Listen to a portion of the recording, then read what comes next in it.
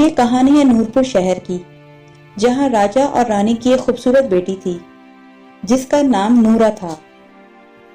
نورا کی عمر 13 سال تھی اور وہ بہت خوش اپنے ماں باپ کے ساتھ رہتی تھی۔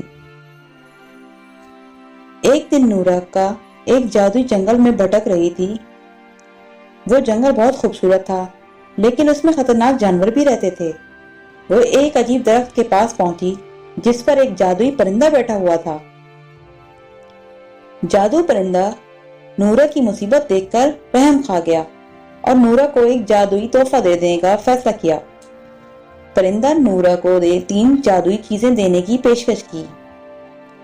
اس پرندے نے اس سے یہ کہا کہ اس سے تمہاری 3 چیزیں پوری ہو سکتی ہیں۔ جو 3 خواہشیں تم پوری کرنا چاہو گی وہ اس کے ذریعے کر سکتی ہو، اور یہ وہ طاقتیں ہوں گی جو تم کسی بھی وقت استعمال کر سکتی ہو۔ نورا نے جادوئی پرندے سے ایک مصیبت کا علاج، کمزوری کی مدد اور جنگل کی حفاظت کرنے کی قوت مانگی۔ پرندے نے اس کو وہ ساری چیزیں فراہم کی۔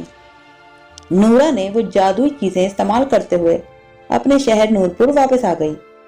وہ اپنی ماں باپ کی خوشی کی وجہ بنی اور شہر کو اپنی جادوئی قوتوں سے بچایا۔ نورپور شہر میں نورا نے ایک اہم سبق دیا۔ جادوئی قوت کا استعمال صرف بھلائی کے لیے کرنا چاہیے۔ وہ بچوں کو یاد دلایا کہ اپنی مخصوص قوتوں کا استعمال اچھی طرح سے کرے اور دنیا کو بہتر بنانے کے لیے ان کا استعمال کرے۔ یہ کہانی ہمیشہ کے لیے یاد رہے کہ ہمیں اپنی طاقتوں کو بچوں کی طرح استعمال کرنا چاہیے اور دنیا میں بھلائی کا پیغام دینا چاہیے۔